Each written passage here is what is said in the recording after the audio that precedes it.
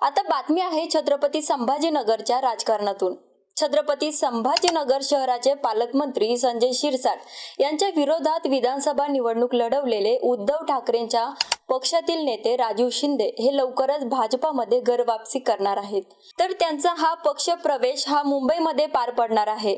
शिवसेना उभाटा गटाचे नेते राजू शिंदे विधानसभेच्या तोंडावर भारतीय जनता पक्षाला रामराम ठोकत शिवसेनेची मशाल हाती घेतली होती। शिवसेनेने त्यांना उमेदवारी देखील दिली।